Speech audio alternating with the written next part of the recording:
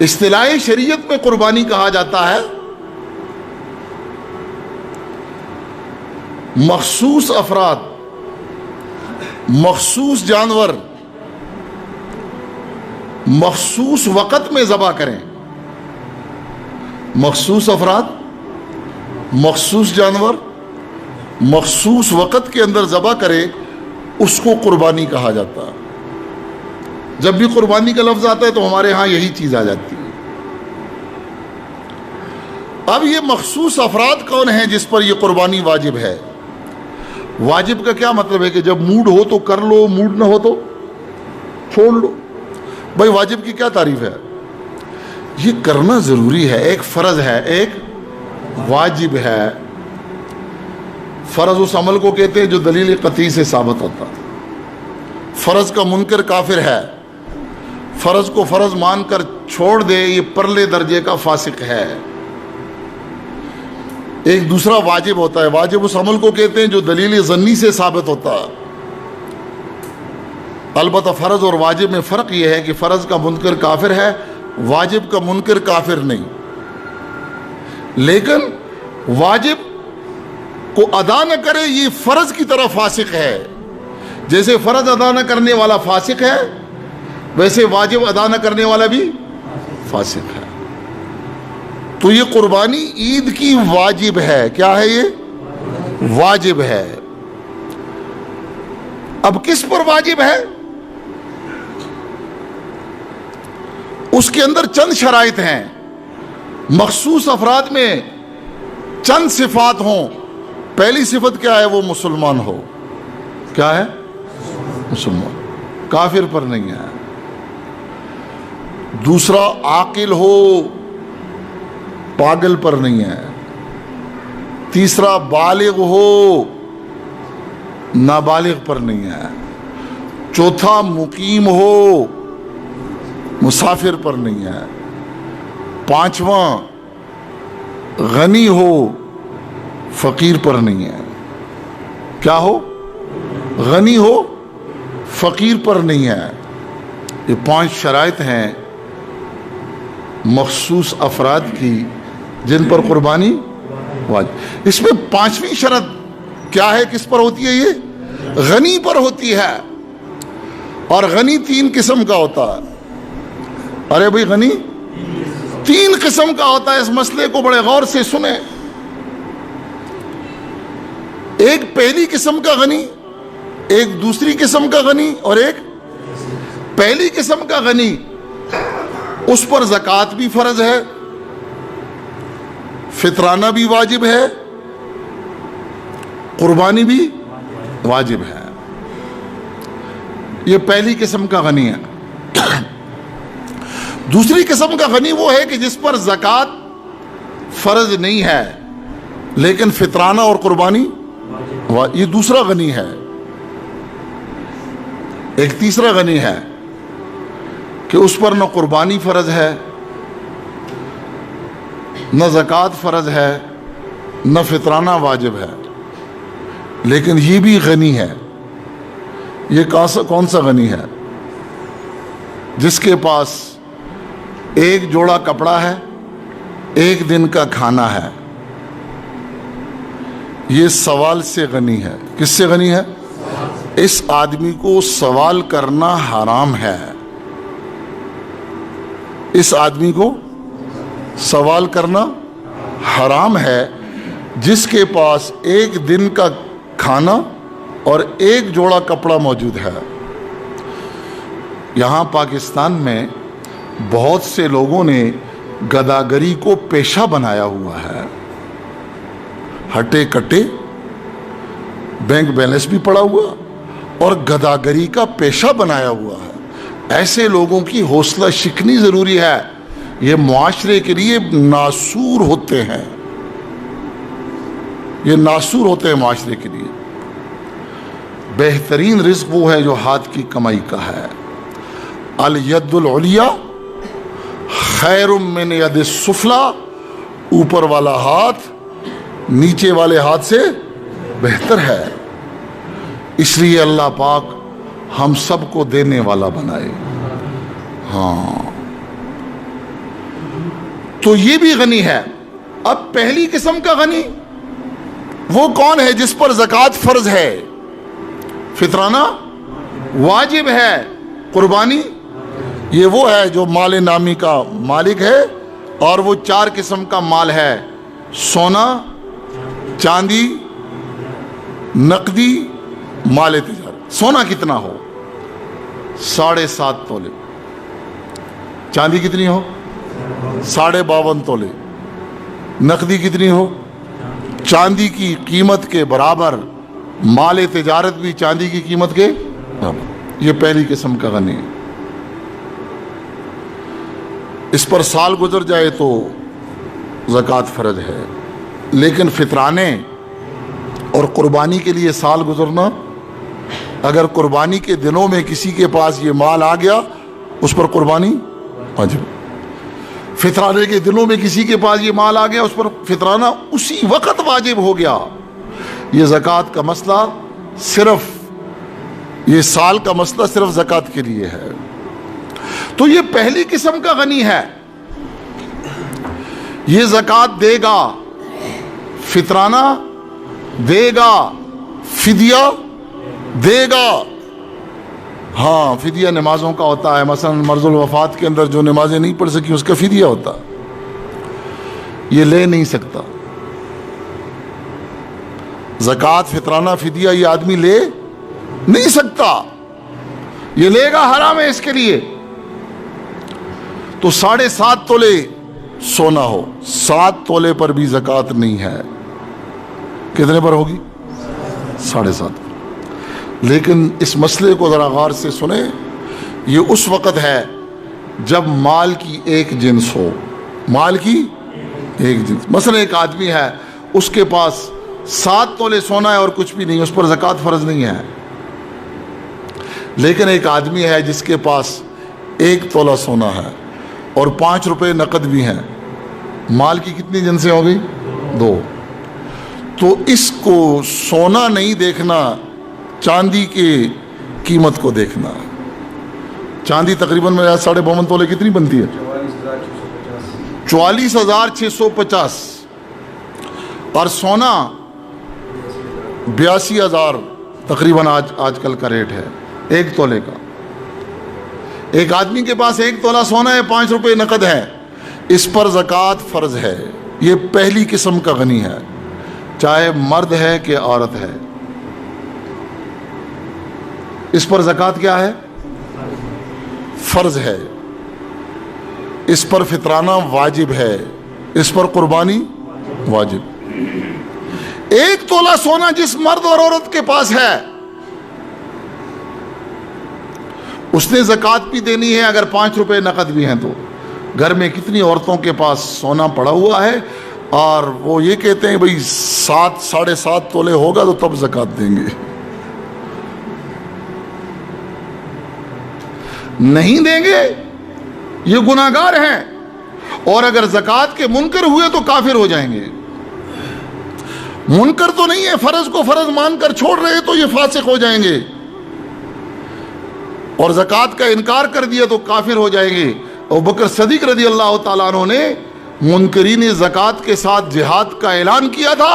اور جہاد کافر کے ساتھ ہوتا ہے کہ مسلمان کے ساتھ؟ ہاں.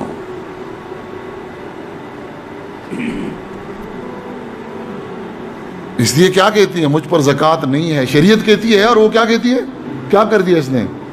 انکار کر رہی ہے.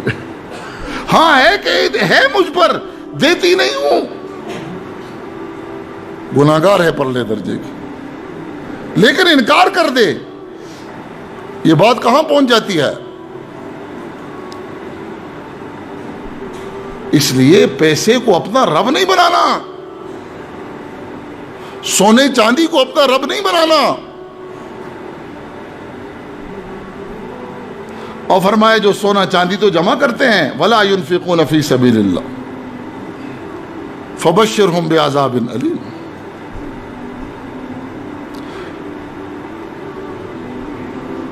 تو یہ پہلی قسم کا غنی ہے، یہ زکوٰۃ دے گا، فطرانہ دے گا، فدیہ دے گا، قربانی کرے گا، یہ زکوٰۃ اور فطرانہ لے نہیں سکتا،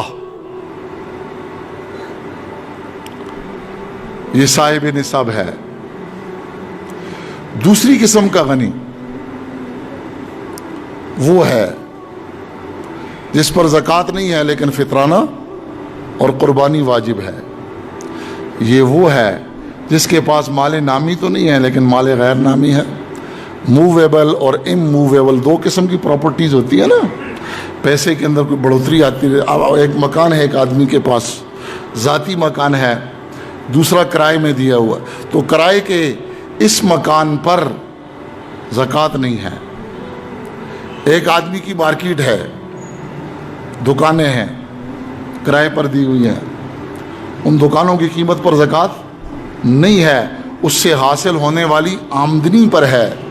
لیکن اگر اس ایکسٹرا مکان کی جو کرائے پر دیا ہوا ہے اس کی قیمت 52.5 تولے چاندی کے برابر ہے تو یہ خوشحال ہے اور اس پر قربانی واجب ہے، فطرانہ واجب۔ گھر میں غیر ضروری سامان پڑا ہوا ہے، فرنیچر ہے، سارے سال اس کی ضرورت میں نہیں آیا، اگر اس کی قیمت 52.5 تولے چاندی کے برابر ہے اس پر قربانی واجب ہے۔ 3 جوڑے کپڑے ضرورت ہیں اور جس کے پاس 3 جوڑوں سے زائد پڑے ہوئے ہیں اور ان کی قیمت 52.5 تولے چاندی کے برابر ہے، اس پر قربانی مرد ہے یا عورت ہے۔ پھر یہ فرد کی طرف سے ہے، گھر کی طرف سے نہیں ہے، یہ فرد کی طرف سے، گھر کی طرف سے نہیں ہے۔ گھر میں 5-6 آدمی ہیں تو کیا کہتے ہیں ہمارے ہاں کوئی کھانے والا نہیں ہے کیا ہے ہمارے ہاں کوئی، تو یہ تمہارے کھانے کے لیے تو تھوڑے ہی ہے، یہ تو اللہ کا حکم ہے۔ اگر بیوی صاحب نصاب ہے تو وہ بھی کرے گی، خامند صاحب نصاب ہے وہ بھی کرے گا، بیٹا ہے وہ بھی کرے گی، بیٹی ہے وہ بھی کرے گی، بہو ہے وہ بھی کرے گی۔ اب 5 آدمیوں کی جگہ 1 بکرا لے آئے ہیں اور یہ قربانی ہے جی گھر والوں کی طرف۔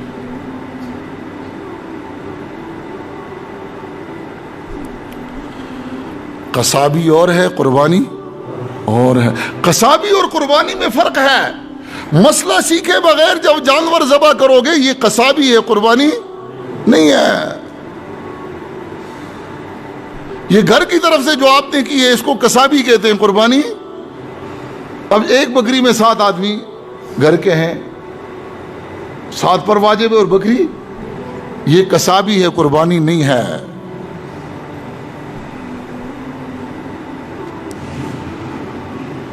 یہ مسئلہ ہے، یہ دوسرے درجے کا کیا ہے غنی، یہ مخصوص افراد ہیں، مخصوص جانور کرنے ہیں۔ اگر افراد تو مخصوص ہوں، جانور مخصوص نہ ہوں، وہ 8 قسم کے جانور ہیں، بکرا بکری، بھینس، نر مردہ دونوں ہیں، اونٹ اونٹنی، دمبا دمبی، بھیڑ، 8 قسم کے جانور ہیں جن کی قربانی ہرن کی نہیں ہوتی، گھوڑے کی نہیں ہوتی، مرغی کی نہیں ہوتی۔ یہ 8 قسم کے جانور کی قربانی کرنی ہے۔ اونٹ کی عمر کتنی ہونی چاہیے؟ 5 سال۔ بڑے جانور کی کتنی ہونی چاہیے؟ 2 سال۔ بکرے اور بکری کی عمر، دمبے کے لیے مسئلہ سیکھیں، دمبا اتنا فربا ہو کہ اگر وہ 6 مہینے کا ہے لیکن سال والوں کے اندر اگر اس کو چھوڑ دیا جائے تو وہ ان جیسا لگے۔ التے کے نا بھائی، او بھائی انا للہ، بھائی لیٹرین بھی مسئلے سیکھ کر جاؤ تو اللہ کی رحمت برسے گی، حرم کو بھی بغیر سیکھے آؤ گے تو لانتی بن کر نکلو گے۔ مسجد کے آداب سیکھو،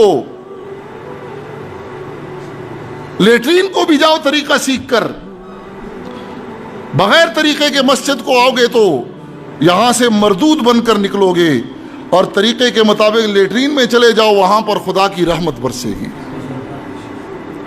سیکھنے کا مزاج ہمارا نہیں ہے۔ منع کیا گیا ہے کہ جمعے میں بعد میں آئے اور گردنیں پھلانگ کر آگے آئے، یہ گناہ ہے، گناہ ہے، گناہ ہے۔ ایسے آگے اگلی صف میں آ کر بیٹھنا کوئی نیکی نہیں ہے۔ کہہ کہہ کر میں تھک بھی چکا ہوں، لیکن پرنالہ پھر وہیں بیٹھتا ہے۔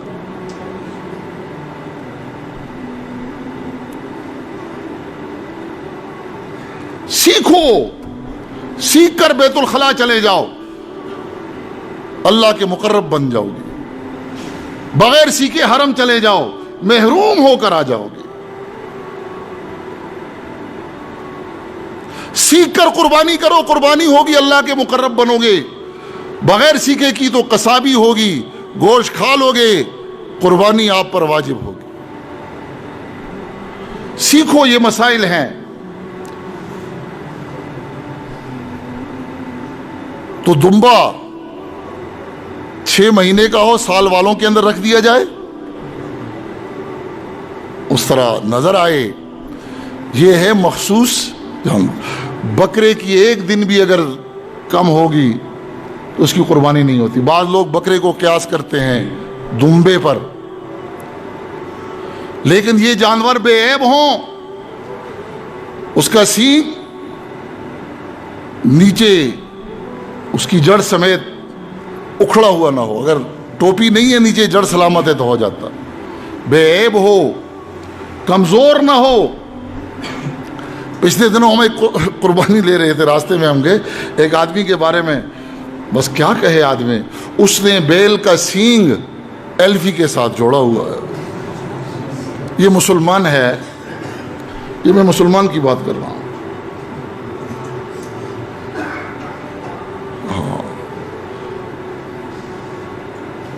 اب کسی کی قربانی ہوتی ہے کہ نہیں ہوتی، اس کو اس کے ساتھ کیا ہے، اس کے پیسے ہو جائیں گے۔ تو جانور بے عیب ہو تو مخصوص افراد مخصوص اوقات میں بھی ذبح کرنا۔ مخصوص اوقات کون سے ہیں؟ صبح کی نماز کے بعد، عید کی نماز کے بعد، عید کی رات میں 1 کروڑ جانور ذبح کر لو، قصابی ہے، قربانی نہیں۔ عید کی نماز کے بعد 1 جانور ذبح کر لو، قربانی ہو جائے گی۔ یہ مخصوص افراد نے مخصوص جانور کو مخصوص اوقات میں ذبح کرنا۔ دیہاتیوں کے لیے صبح کی نماز کے بعد بھی ذبح کر سکتے ہیں، جہاں عید کی نماز نہیں ہوتی۔ جہاں عید کی نماز ہوتی ہے وہاں عید کی نماز کے بعد ذبح کرنا۔ یہ چند موٹے موٹے مسائل قربانی کے سلسلے میں نے عرض کر دیے۔ فرمایا کہ جس پر قربانی واجب ہے اور وہ قربانی نہیں کرتا، اللہ کے نبی نے بڑے غصے میں ایک حدیث شریف کے اندر بتایا کہ جو قربانی جس پر واجب ہے اور قربانی نہیں کرتا، فرمایا لم یحضر مصلانا، وہ ہماری عیدگاہ کے قریب بھی نہ بٹکے۔ عید کی نماز عموماً عیدگاہوں میں ہوتی تھی نا، اگرور میں یہ ایک عذاب ہے، مصیبت ہے، یہاں عیدگاہ نہیں ہے۔ حضور نے بامر مجبوری مسجد میں پڑھی ہے، یہاں عیدگاہ نہیں ہے، یہاں کوئی ایسا گراؤنڈ بھی مختص نہیں ہے کہ مسلمان وہاں اکٹھے ہو جائیں، کیونکہ عید کی نماز یہ علاقے کی اجتماع کے لیے ہوتی ہے۔ ایک محلے کی مسجد ہے، ایک جامع مسجد ہے، ایک عیدگاہ ہے، پھر ایک حج کا اجتماع ہے۔ تو یہ سارے اجتماع اس لیے مسلمانوں میں اتحاد اور اتفاق آ جائے۔ محلے کی مسجد میں محلے کا اجتماع، جامع مسجد میں گاؤں کا اجتماع، عیدگاہ میں پورے علاقے کا اجتماع ہوتا، حج میں پورے عالم اسلام کا اجتماع ہوتا۔ لیکن یہاں عیدگاہ نہیں ہے، ہمیں بامر مجبوری مسجد میں پڑھنا ہے۔ تو اللہ کے نبی نے، چونکہ ان زمانے میں عیدگاہ میں نماز ہوتی تھی تو عورتیں بھی عیدگاہ میں آ جاتی تھیں۔ حائضہ عورتوں کو بھی نہیں روکا جاتا، کیونکہ وہ مسجد تو نہیں ہے، مسجد کے اندر جنبی اور حائضہ نہیں آ سکتے، لیکن عیدگاہ میں اللہ کے نبی نے حائضہ عورتوں کو بھی عیدگاہ میں آنے سے نہیں روکا۔ کہ چلو نماز نہیں پڑھ سکتی، دعا میں شریک ہو جائیں گی، اجتماع میں شریک ہو جائیں گی، برکت والا اجتماع ہے۔ حائضہ عورتوں کو بھی عید کے اجتماع سے نہیں روکا، کس کو روکا ہے؟ جس پر قربانی واجب ہو اور وہ قربانی نہ کرے۔ فرمائی حائضہ عورتوں سے بھی بڑا پلید ہے کہ یہ ہماری عیدگاہ کے قریب بھی نہ آئے، عیدگاہ کو نہیں، عیدگاہ کے قریب بھی نہ جائے۔ اس لیے جس پر قربانی واجب ہے تو اللہ کے نبی کے اس حکم کی لاج رکھتے ہوئے ہماری عیدگاہ کے قریب بھی نہ آئے۔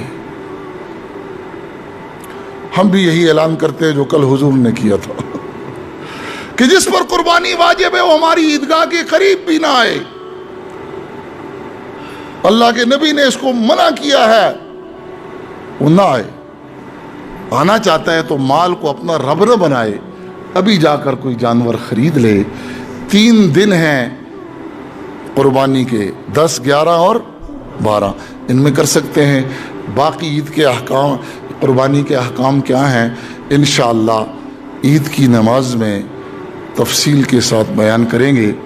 اور عید کی نماز میں مستحب یہ ہے بڑی عید کے دن کچھ کھائے پیے بغیر مسجد کو آنا۔ یہ روزہ نہیں ہے، بعض لوگ اس کو بھی بدعت بنا دیتے ہیں، صبح اٹھ کر روزے کی نیت کرتے ہیں اور عید کی نماز کے بعد پھر روزہ توڑ لیتے ہیں۔ البتہ حضور نے چھوٹی عید میں کچھ کھا پی کر آئے ہیں مسجد کو، بڑی عید میں کچھ کھائے پیے بغیر۔ اس لیے صبح کی نماز آپ نے پڑھ لی تو پھر اور کوئی کام تو ہے نہیں نا، کھانا پینا بھی نہیں ہے، تو راستے پر تکبیر پڑھتے پڑھتے فوراً پہنچیں۔ انشاءاللہ 5 بجے میں نے بیان شروع کرنا ہے، 6 بجے ہماری عید کی نماز ہوگی۔ 1 گھنٹہ ضروری مسائل عید کے بیان کریں گے۔ اللہ تعالیٰ شانو ہمیں سیکھ کر عمل کرنے کی توفیق نصیب فرمائے۔